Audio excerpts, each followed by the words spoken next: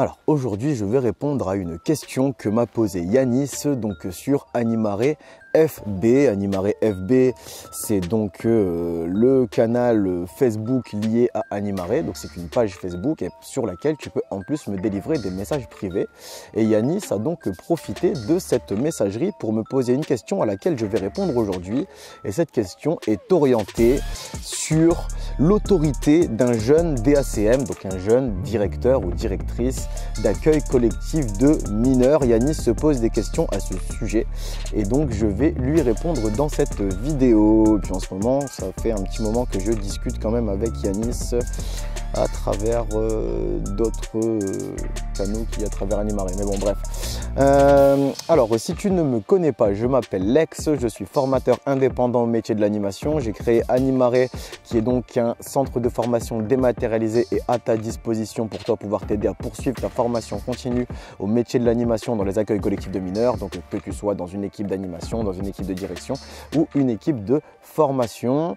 Eh bien, si ça t'intéresse, n'hésite pas à aller voir la playlist à propos d'Animare qui t'en dira encore plus à ce sujet, voire même sur mon propre parcours personnel. Si tu me connais et que tu as pris l'habitude de suivre mes différents contenus, bien déjà premièrement tu peux remarquer qu'aujourd'hui je tourne en bord de mer.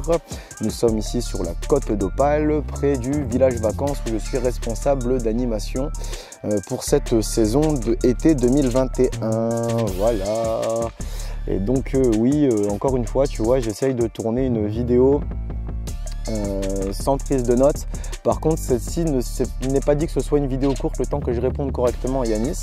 Mais au cas où si tu as pris l'habitude de me suivre, tu as aussi pu, au cas où tu as pris l'habitude de me suivre, c'est bien si je mâchonne pas trop mes mots, tu as aussi pu remarquer que récemment, j'ai tenté de produire un nouveau format de vidéo un petit peu plus court, aux alentours du quart d'heure, 20 minutes, au lieu de la demi-heure, trois quarts d'heure. Donc on a divisé le temps par deux. Et là aujourd'hui ça ne va pas être le cas, même si je le fais toujours sans notes. Enfin, on verra bien ce que ça va donner, mais j'ai pas prévu que ce soit une vidéo courte. Voilà. Eh bien écoute, on va se retrouver juste après le générique pour que je te parle de l'autorité du jeune DACM. Bienvenue sur Animare TV, la chaîne de ton centre de formation dématérialisé. Abonne-toi si tu ne veux rien manquer ou parle-en à ceux que ça intéressera. Si tu as des questions sur les contenus ou des propositions de sujets à aborder, n'hésite pas à m'envoyer un message privé sur Animare FB. Si tu veux juste donner ton avis ou ouvrir un débat, tu peux le faire dans les commentaires, c'est fait pour ça. Enfin, les liens vers tous les canaux d'Animare sont dans les descriptions de chaque vidéo. Bon visionnage, Lex. Voilà, bien. Alors, avant d'aller plus loin sur l'autorité du jeune DACM et pour répondre à Yanis concrètement, eh bien voilà, on va faire une petite minute de publicité à propos des contenus d'Animare. Oui. Bah oui, tu es sur ma chaîne YouTube, donc je fais un petit peu ce que je veux. J'ai envie de faire de la publicité pour mes propres contenus et il n'y a que ces contenus qui sont soumis à publicité sur la chaîne Animare, d'accord? Il n'y a pas de pub pour des sodas, pour des marques de slip ou je ne sais pas quoi, des voitures ou... enfin bref, ok? Voilà, tu vois ce que je voulais te dire aujourd'hui sur cette vidéo au niveau promotion Animare, c'est que si toi aussi tu veux me poser une question comme Yanis et que tu tiens au fait que je réponde à cette question d'une manière assez appuyée et par exemple en vidéo, comme ça pourrait servir à pas mal d'autres personnes, eh bien n'hésite pas donc à m'envoyer un message privé sur Animare FB. Donc c'est la messagerie d'Animare, elle est gratuite et disponible et ouverte à tous. Donc Animare FB, message privé, tu m'envoies un message, il n'y a pas de souci et j'essaye de te répondre à minima par écrit le plus vite possible. Et si je vois que c'est intéressant pour développer une vidéo par la suite, le contenu que je vais développer dans la réponse, je te demande ton autorisation pour pouvoir citer ton message et en tourner une vidéo. Donc par exemple, ce message-là que Yanis m'a envoyé, je lui ai répondu en lui demandant s'il était possible que je cite son message quand j'allais enregistrer cette vidéo pour pouvoir lui répondre et que la réponse puisse servir au plus de monde possible, et ce en quoi Yanis m'a dit que oui, je pouvais utiliser son message pour produire du contenu. Ok, et donc voilà, maintenant tu n'es pas obligé de faire comme Yanis, d'accepter que je diffuse et produise du contenu enregistré pour tout le monde suite à la réponse que tu m'as posée. Dans tous les cas, je te répondrai quand même. Mais voilà, tu peux très bien te dire non, non, moi je ne veux pas être diffusé, je veux juste que tu me répondes comme ça, je te répondrai. La seule chose que je te demanderai, ce serait un peu comme Yanis, en fait, tu vas voir dans le message qu'il m'a écrit, c'est qu'il a été particulièrement précis, pas que sur la question, mais aussi dans les alentours du contexte, dans le contexte de la situation dans lequel il me pose la question. Plus tu seras précis dans ce contexte, plus je pourrai te poser, ou te proposer plutôt, une réponse cohérente et crédible par rapport à tes pratiques. D'accord? Donc voilà, merci Yanis pour cette question d'une grande qualité et qui va servir à pas mal de monde, et je te remercie encore une fois publiquement pour accepter le fait que je vais enregistrer et diffuser ce qui va suivre. Ok, voilà. Bien, et puis si tu apprécies le contenu que je mets à ta disposition, qui est sur un format quand même assez unique sur internet à propos de l'animation, eh bien si tu apprécies ce contenu que je mets à ta disposition, c'est le moment de le rétribuer. Alors soit déjà, si c'est toujours pas fait, en t'abonnant à la chaîne, d'accord, et puis si tu veux être sûr de rien oublier quand tu vas être abonné, tu actives aussi la cloche de notification, comme ça tu es sûr d'être notifié en temps et en heure à chaque fois qu'il y a un nouveau contenu qui apparaît sur au moins Animare TV, qui est le fer de lance du centre de formation Animare. Ok, Yanis. Alors déjà, ce que je vais faire dans un premier temps, c'est que je vais te lire la question de Yanis, et puis après on va la revoir un petit peu dans le détail. Ok. Alors Yanis qui me dit « Salut Lex, je voudrais savoir si tu as des conseils sur l'autorité d'un jeune DACM. En gros, par conviction pédagogique, je suis assez horizontal avec mon équipe, sans pouvoir prétendre à une démocratie totale et absolue, car je reste garant et responsable de l'accueil. Le problème est que l'autorité pure fonctionne, même si je déteste fonctionner ainsi avec mon équipe, et le fonctionnement démocratique avec un droit de veto donne souvent lieu à un ou une révolutionnaire dans l'équipe qui, malgré ce système qui donne beaucoup de pouvoir à l'équipe, rentre en opposition perpétuelle avec l'autorité. Parfois en faisant pencher l'équipe de son côté, parfois en se mettant l'équipe à dos.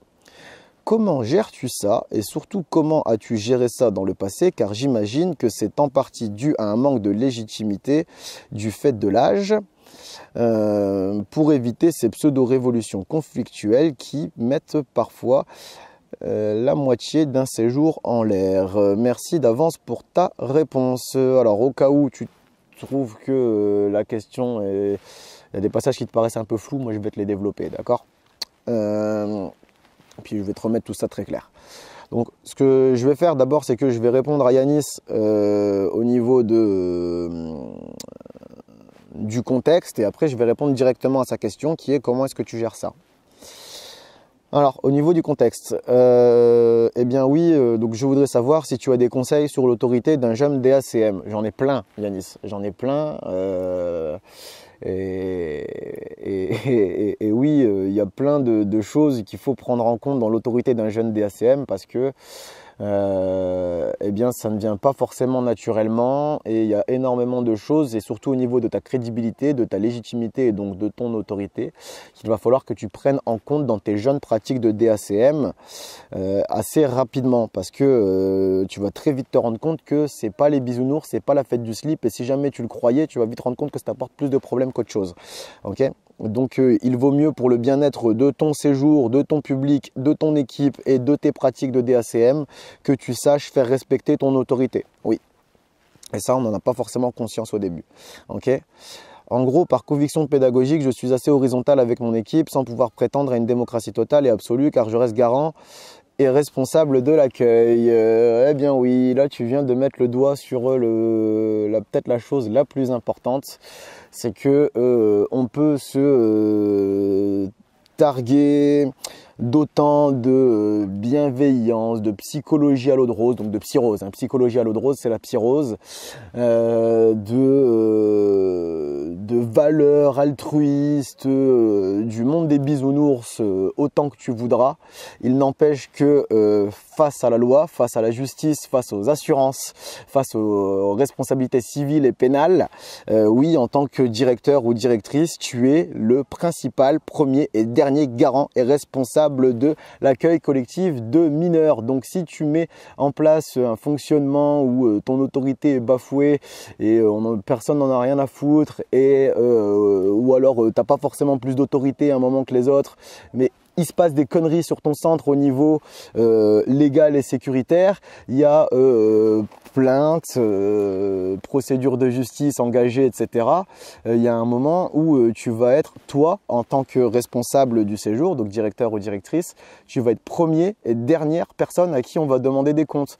Donc c'est bien beau les fonctionnements horizontaux, etc., où tout le monde a le même niveau de pouvoir, mais face à la loi, tout le monde n'a pas le même niveau de responsabilité. Donc il y a peut-être un moment où il faut se dire que comme c'est moi qui prends tous les risques et que je vais risquer la prison avant et après tout le monde, il y a peut-être un moment où c'est bien beau votre avis, je vais essayer de le demander en priorité, mais il y a un moment où vous n'avez pas autant de responsabilité que moi, vous ne risquez pas autant que moi, donc il y a peut-être un moment où vous allez peut-être avoir moins de pouvoir de décision. Et ça, c'est ce qui s'appelle le monde de l'entreprise en fait, tout simplement, et c'est juste tout à fait normal. Okay. Je tiens juste à préciser que s'il y a une hiérarchie dans les accueils collectifs de mineurs, c'est pas pour rien, d'accord? C'est parce que ça sert dans tous les sens, aussi bien à faire descendre et remonter des informations, mais ça sert aussi en cas de problème à se tourner vers les bonnes personnes en qui avoir des réponses et trouver des personnes qui étaient censées garantir le fait qu'il ne devait pas trop y avoir de problème, d'accord? Et donc ces personnes-là, pour garantir le fait qu'il n'y ait pas trop de problèmes, forcément, il faut qu'elles aient des moyens d'action. Et ces moyens d'action, qu'est-ce que c'est? C'est du pouvoir, c'est de l'autorité. Eh oui. Eh oui, oui, oui, oui. Le problème est que l'autorité pure fonctionne, même si je déteste fonctionner ainsi avec une équipe, avec le fonctionnement démocratique, non pardon, et le fonctionnement démocratique avec droit de veto donne souvent lieu à un ou une révolutionnaire dans l'équipe qui, malgré ce système, donne beaucoup de pouvoir à l'équipe et rentre en perpétuelle option avec. Ouais. Alors, déjà, oui, il faut pas t'étonner si tu donnes un outil à quelqu'un. Il ne faut pas t'étonner que ce quelqu'un finisse par se servir de l'outil. Et si toi qui es en position de pouvoir, on va dire entre guillemets naturel ou de base, qui est donné par ton statut de directeur et que tu permets à d'autres personnes d'avoir autant de pouvoir que toi parce que c'est toi à un moment qui va déléguer ce pouvoir-là, tu vas officialiser le fait que les autres vont avoir autant de pouvoir que toi, eh bien ne t'étonne pas derrière si ces personnes l'utilisent, d'accord? C'est normal. Et puis surtout à un moment où en général elles vont pas forcément l'utiliser pour te suivre, elles vont l'utiliser pour te contredire parce que si c'est juste le fait de te suivre, il n'y a pas besoin d'utiliser le pouvoir, je te suis, tu as lancé le truc et puis tout va bien, tu vois. Maintenant c'est plutôt quand ça va pas, quand on n'est pas d'accord, tu m'as donné du pouvoir, je peux contester, à ce moment là je vais m'en servir parce que je suis pas d'accord, je le pense autrement, j'ai ce pouvoir là et puis tout simplement je vais m'en servir, tandis que si je l'avais pas eu, je m'en serais peut-être tout simplement pas servi, ok? Et le truc sur l'autorité pure, oui, l'autorité pure, ça fonctionne, oui. Oui, c'est triste à dire, mais oui. Alors, souvent, ce que je dis, moi, c'est qu'en tant que directeur, il faut faire preuve d'autorité sans être autoritaire. Okay. Alors attention, là ici je suis en train de te prendre des positions où tu vois je suis très extrême, ça peut te paraître là tous les discours que j'ai tenus c'est pour le moment c'est oui tu es directeur, tu as les responsabilités donc tu as le pouvoir et donc tu as l'autorité et tu dois t'imposer. C'est pas faux mais donc c'est une des parties, après il y a l'autre partie qui va arriver, d'accord, le bien-être de l'équipe et tout ça. Là je suis juste en train de t'expliquer que en tant que supérieur hiérarchique, si tu donnes un contre-pouvoir, faut pas t'étonner qu'il te revienne dans les dents, d'accord? C'est juste normal. Et sur l'autorité pure, oui, l'autorité pure, ça fonctionne. Pourquoi? Parce que déjà, naturellement, l'humain est un être sociable et la société est souvent basée sur un système pyramidal. Donc, c'est-à-dire que tout en haut, tu as quelqu'un qui décide, et puis en dessous, tu as un étage, et puis après, tu as un étage, et ainsi de suite, ainsi de suite, ainsi de suite. Jusqu'à ce qu'on arrive à la base, et la base, c'est la grande masse. Okay, mais en général, tu as une personne qui décide. En même temps, l'humanité s'est fondée comme ça. Les sociétés, les groupes, les tribus, les entreprises, les peuples, tout ce qui est humain fonctionne sous ce système-là. Donc c'est ancré dans l'humain depuis des générations et des générations. C'est culturellement normal pour lui de répondre à une autorité à un moment ou à l'autre. D'accord? Bien sûr, tu as toujours les rebelles, d'accord? C'est pas parce qu'on établit des règles qu'il n'y a pas des contre-exemples. D'accord? Faut pas dire mais moi j'ai un contre-exemple. Ouais, attends, calme-toi. D'accord, si on ne pose pas des grandes bases, il n'y a pas moyen de réfléchir et de raisonner par la suite. D'accord, après, c'est par la suite qu'on verra les contre-exemples. Mais ce que je veux dire, c'est que oui, il est normal que les gens l'humain, de base, si on ne lui demande pas son avis, qui se soumette bon gré mal gré, ça ne veut pas dire qu'il est content de le faire, mais qui se soumettent un peu naturellement à l'autorité qui lui est posée, principalement par les statuts, parce que ça fonctionne comme ça depuis des générations et c'est culturellement accepté partout. Et ça choquera personne en fait, tu vois. Et pour aller jusqu'au bout de ma pensée, je pense que la pédagogie la plus rapide et la plus efficace pour atteindre un objectif, c'est la pédagogie militaire. Je sais de quoi je parle, je ne veux pas rentrer dans les détails, mais je la connais un petit peu de l'intérieur. Et oui, il n'y a pas plus rapide et plus efficace pour faire tendre à un objectif que la pédagogie militaire, parce qu'elle fonctionne juste par pure autorité, pure et dure, voire par autoritarisme. Et puis, pour faire simple, la pédagogie militaire, c'est pour que tout le monde avance dans le même sens. S'il y en a un qui avance pas, c'est tout le reste du groupe qui va prendre cher. Et donc, comme ça fait que le reste du groupe, avant même de prendre cher, il va s'occuper de celui qui pourrait le faire ralentir. D'accord? C'est ça le principe de la pédagogie militaire. C'est super rapide, c'est super efficace, mais à quel prix? C'est là toute la question, en fait. À quel prix moral? Dans l'éthique, dans la morale, voire même dans l'affect, voire même des fois dans le physique, hein, d'accord, mais ça marche super bien l'autorité, mais à quel prix? À quel prix? Parce que, ben oui, si on est trop autoritaire, au bout d'un moment, on peut finir par en vouloir et avoir en travers de la gorge les personnes qui nous ont imposé cette autorité. Et si jamais à un moment, enfin tu vois, tu accumules de la rancœur, si à un moment tu arrives à arriver à un niveau de contre-pouvoir acceptable, et bien si tu as accumulé trop de rancœur, tu vas rentrer dedans en fait, tout simplement. Enfin, ce que je veux dire, c'est que oui, l'autorité pure, ça marche. L'autorité pure et dure, ça marche même très bien. Maintenant, c'est à quel prix? À quel prix? Est-ce que tu es capable de mettre en place un système autoritaire, voire dictatorial, qui va fonctionner, où on va forcément faire en sorte que les gens vont respecter ton autorité et ça va avancer, mais au bout d'un moment, la pression sera peut-être tellement grande que tu vas peut-être arriver à quelque chose de contre-productif, où au lieu de finir par avancer, tout le monde va voler en éclats parce que le système est trop dur. D'accord? Donc ça aussi, il faut y penser. Ce n'est pas forcément hyper judicieux d'être trop extrémiste dans l'autorité. Okay? Mais ça marche. Ça fonctionne. Ce serait mentir que de dire le contraire. Oui, ça fonctionne. D'imposer des choses et de dire, voilà, si jamais ce que j'ai demandé ne se produit pas, il va se passer ça, ça, ça et ça, en conséquence négative et qui va pénaliser tout le monde, voire que des individus en particulier, ça finit toujours par fonctionner. Maintenant, c'est à quelle dose tu vas le faire. D'accord?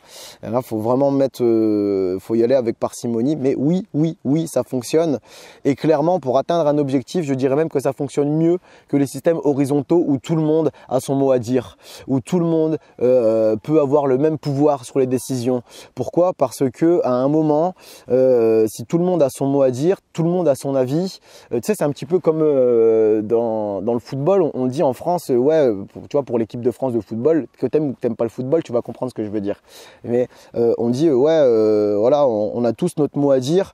Si on écoutait tout le monde en France, il y aurait 60 millions d'entraîneurs et il y aurait 60 millions d'équipes types de l'équipe de France. Et ben c'est un petit peu la même chose avec les systèmes horizontaux. Tout le monde a son avis, tout le monde pense avoir bien raison de son côté. Et donc si à un moment tout le monde a le même pouvoir de décision, et ben on va jamais avancer parce que tout le monde pensera avoir la bonne vérité et tout le monde. Enfin voilà. Maintenant, ce qu'il faut.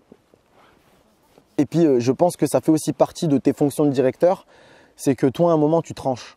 Toi, à un moment, tu tranches.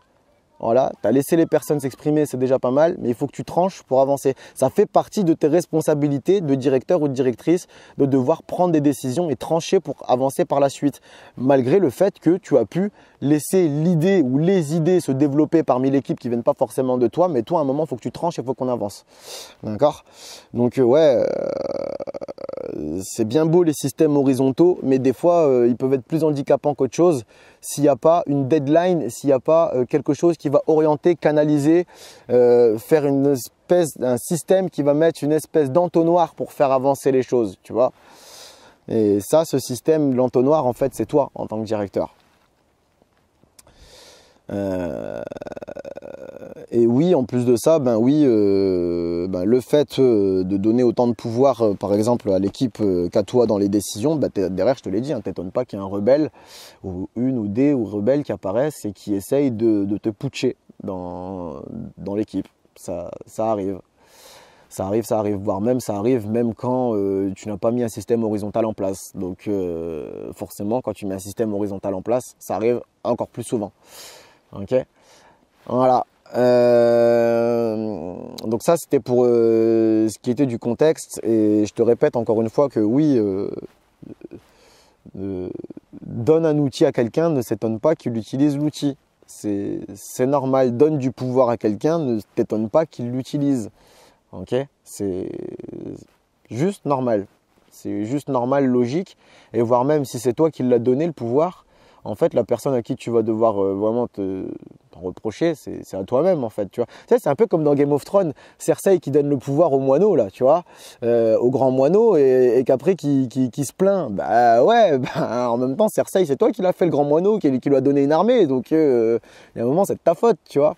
C'est un peu le même genre de délire dans tes pratiques de directeur, en fait. Te plains pas qu'on vienne contrebalancer ton système, ton fonctionnement, ton autorité, si tu as donné tous les outils pour. Ok, voilà.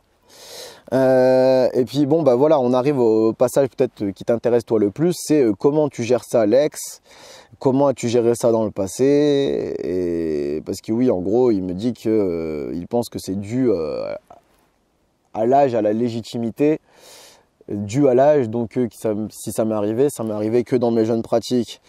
Eh bien, comment est-ce que je fais pour éviter ces pseudo-révolutions conflictuelles qui mettent parfois la moitié d'un séjour en l'air, voire même plus, Yanis, voire même plus. Bien déjà, Yanis, sache que ce n'est pas quelque chose qui n'arrive qu'aux jeunes des ACM.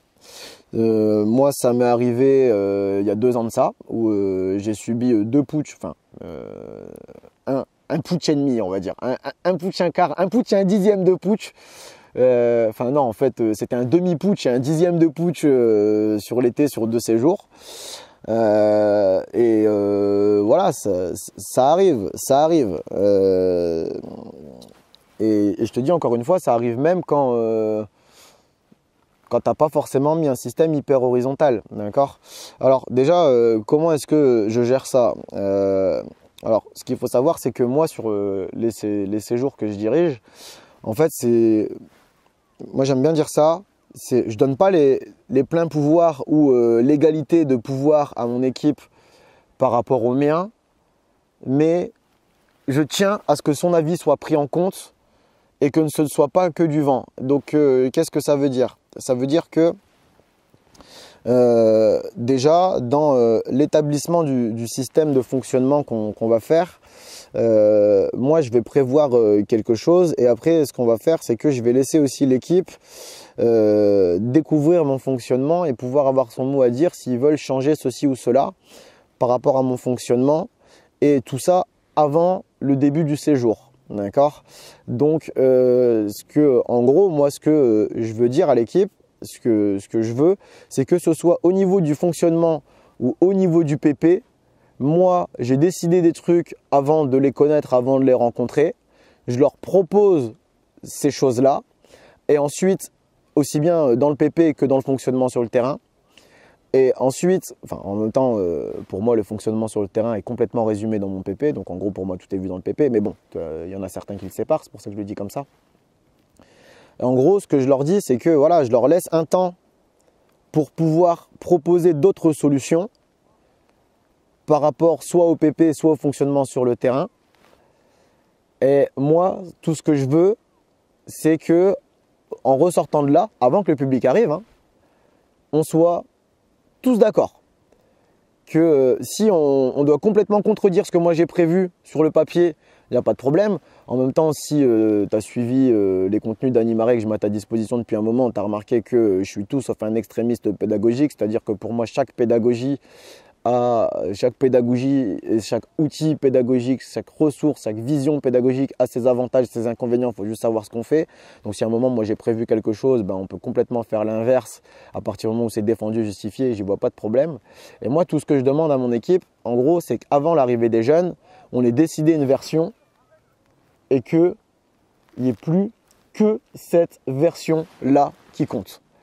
En gros, ce que je veux dire, c'est arriver sur le terrain, quand il y en a un qui dit bleu, on dit tous bleu. Et ça, c'est avant même l'arrivée du public. Même quitte à ce que ce soit l'inverse de ce que moi j'avais prévu avant que mon équipe arrive, voire, enfin voilà, comment dire, ça peut être complètement l'opposé de ce que moi j'avais prévu. Mais ce que je demande, c'est que avant que le public arrive, on soit tous d'accord et que aussi il y ait une justification pédagogique sérieuse au changement, parce que moi dans tout ce que je leur propose il y a une justification pédagogique plus que sérieuse, plus que légitime. Moi ce que je leur demande c'est si ils veulent pas fonctionner comme ça, soit sur le PP soit sur le fonctionnement, que derrière d'avoir une vraie justification logique. Donc déjà là tu vois je suis en train de poser mon autorité, c'est-à-dire je veux bien modifier ce que j'ai prévu mais je veux une justification sérieuse. C'est-à-dire que si vous n'avez pas une justification sérieuse, c'est même pas la peine de discuter. Déjà là, quand tu fais ce genre de choses, tu es en train de poser ton autorité parce que tu demandes une légitimité à ce que eux vont produire en fait, tu vois. Donc ça, c'est déjà quelque chose de pas mal.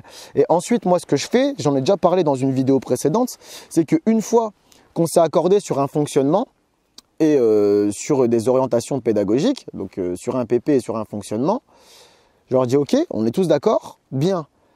Ce qui va se passer, c'est que moi, je tiens à vous dire que mon rôle de directeur est de faire en sorte maintenant que ce qu'on vient tous de valider, donc soit vous avez validé, enfin soit on vient de valider ce que moi j'avais prévu sans vous, soit on a remodifié ce que moi j'avais prévu en amont et maintenant on vient de valider des choses, qu'elles soient aussi bien sur le PP que sur le fonctionnement. Moi, mon travail de directeur, il va être de faire en sorte que ce qui a été validé se produise sur le séjour et je vais orienter absolument toutes mes pratiques là-dessus. D'accord ?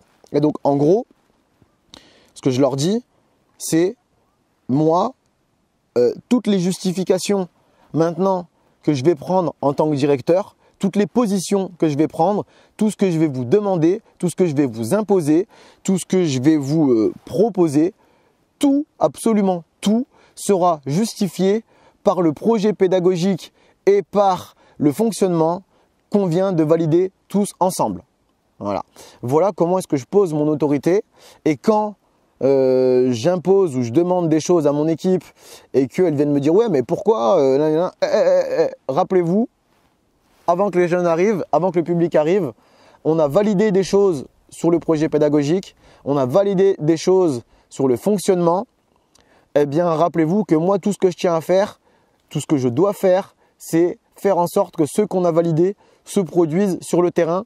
Et vous étiez d'accord pour que je fonctionne comme ça. Et pourquoi ? Parce que c'est à ce moment-là que je vous ai fait signer votre contrat. Je leur dis même à ce moment-là, au moment où je leur fais signer. Donc, ce qui veut dire que si vous signez votre contrat maintenant, ça veut dire que vous êtes d'accord pour fonctionner de cette manière-là et sur ces orientations pédagogiques-là.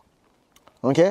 Et vous êtes aussi d'accord pour accepter le fait que moi, je vais vous faire tendre vers cet objectif, vers ce fonctionnement à travers mes fonctions et mes attributions et mes pratiques de directeur au sein de ce séjour.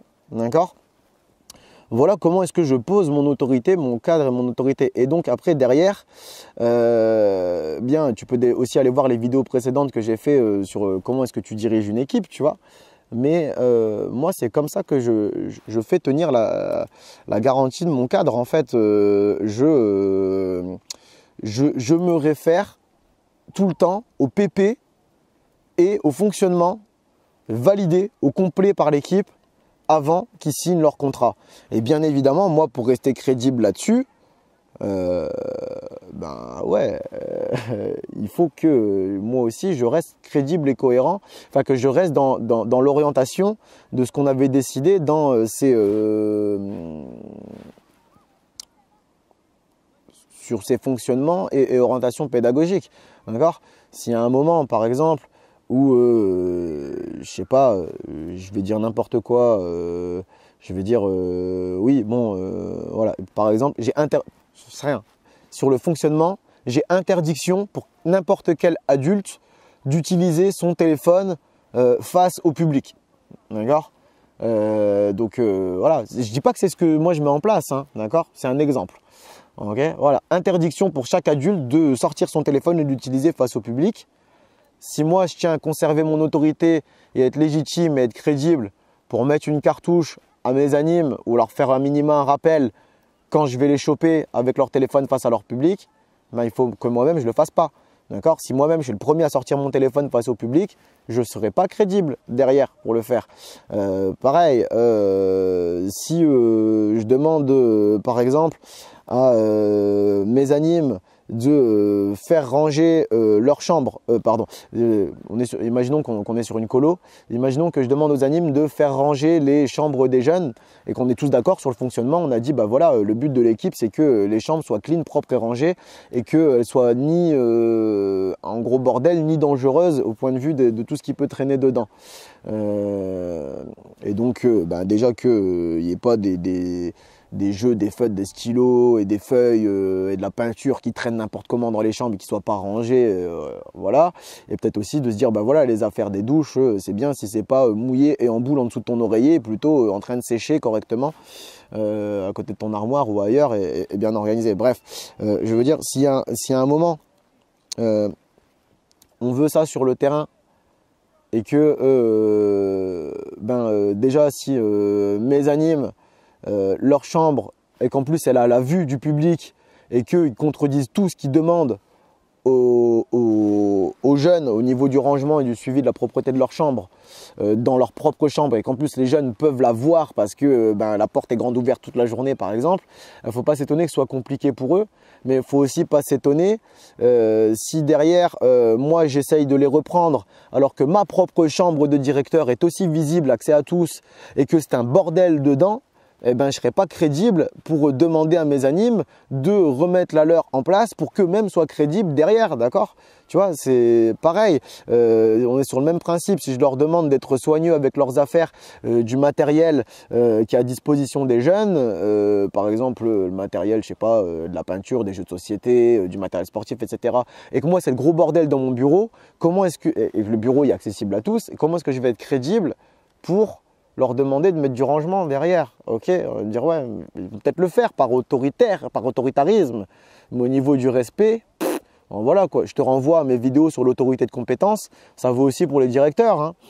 C'est pas que pour les animes l'autorité de compétence, c'est voire même pour les directeurs et aussi pour les formateurs, ça va dans tous les sens, tu vois. Mais voilà, comment est-ce que je fais pour essayer de tuer dans l'œuf ces différentes rébellions qu'il peut y avoir? C'est de bien faire en sorte que tout le monde soit d'accord sur un fonctionnement avant même que le public arrive et aussi de se dire bon ben voilà, ce fonctionnement, rappelez-vous, voilà, on s'est tous mis d'accord sur le fonctionnement et sur les orientations pédagogiques qu'on va avoir. Et rappelez-vous que moi, mon rôle maintenant, c'est de faire en sorte que sur tout ce qu'on s'est mis d'accord, moi, je vais essayer qu'on y colle le plus possible. Donc, dès que quelqu'un va dévier, que ce soit volontaire ou non, moi, mon but, ce sera de venir rattraper cette personne pour la remettre sur le chemin de l'atteinte et de la validation des objectifs et des fonctionnements qu'on s'était accordés avant même que le public arrive. Voilà comment est-ce que moi je fonctionne. Je justifie toutes mes positions, soit par le PP, soit par le fonctionnement sur lequel on s'est accordé. Voilà. Toutes mes positions sont validées là-dessus. Et de toute façon, je pense même au-delà de ça, tu sais, moi ce que je dis souvent, c'est pour être crédible, il faut justifier. Déjà, en tant que directeur, des fois, peut-être retenir cet adage, avant de reprocher, sois irréprochable. Et ensuite, le deuxième, c'est pour être crédible, il faut justifier. Et en gros, justifie n'importe laquelle de tes positions. C'est même pas la première fois que je le dis sur Animare TV, hein, même sur d'autres canaux. Mais justifie toutes tes positions. En gros, c'est quand tu vas dire oui, quand tu vas dire non, quand tu vas dire peut-être, quand tu vas dire je ne sais pas, quand tu vas dire on verra bien, dis pourquoi, justifie-le. Et si tu peux, justifie-le par le PP ou par le fonctionnement. Tu verras qu'au niveau de ta crédibilité, ce sera quelque chose qui va la faire décupler énormément. Ou alors, si ça peut arriver aussi, si tu ne peux pas justifier par le PP ou par le fonctionnement, essaye de justifier par ton expérience, d'accord, par ton vécu. Ne justifie pas par ton test ou tes convictions qui sont fondées sur rien du tout, d'accord. Ça, c'est un super moyen pour perdre la crédibilité, ok. Maintenant, si tu justifies par quelque chose que tu as vu ailleurs précédemment et que, en gros, ça fait jurisprudence, ça, c'est beaucoup plus acceptable comme argument que par un ouais, mais c'est ce que je pense profondément. Ou ouais, j'en suis sûr. Ouais, mais t'es sûr de quoi? Oh, déjà, on travaille avec l'humain, il n'y a pas plus aléatoire en fait, tu vois. Enfin voilà. Eh bien, écoute, Yanis, j'espère avoir répondu à ta question. Oui, je sais que je n'ai pas répondu à la question comment est-ce que tu gères une fois qu'il y a un putsch qui s'est déclaré dans ton séjour. Ça, j'y reviendrai sur une autre vidéo parce que celle-ci est déjà bien assez longue. Oui, largement.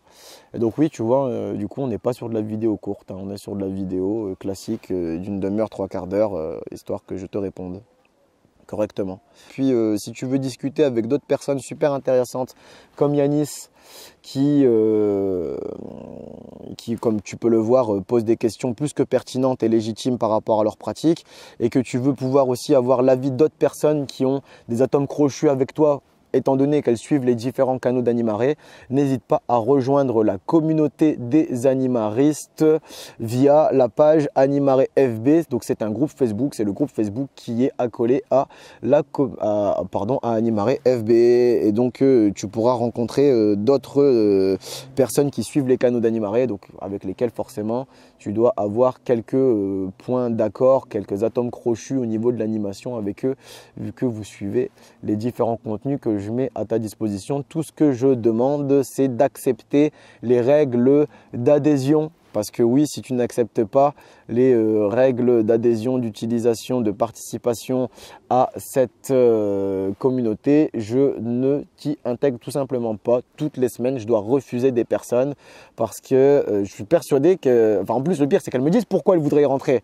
Mais elles n'acceptent pas les règles, alors qu'il y a deux façons de le faire. Soit tu coches la case, soit tu réponds oui. J'ai mis les deux pour que normalement tu puisses au moins ne pas louper les deux, enfin ne pas louper au moins un des deux.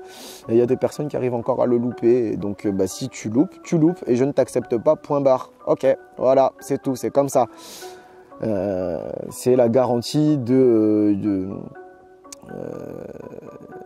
fait qu'on évite d'avoir les personnages malsains, tu sais, les Dark Avengers du net, là, les trolls, les donneurs de leçons, les haters, les personnages malsains qui pullulent sur les différents groupes Facebook qui n'existent pas sur cette communauté, et c'est grâce à ces règles. Donc si tu ne les acceptes pas, tu n'y rentres pas, tout simplement. Voilà, bref, moi j'ai terminé ce que je voulais dire dans cette réponse à Yanis. Yanis, j'espère que la réponse te convient. Voilà, et puis si toi, comme Yanis, je te répète, si tu veux me poser une question, n'hésite pas, tu peux passer par la messagerie Animaré FB en message privé.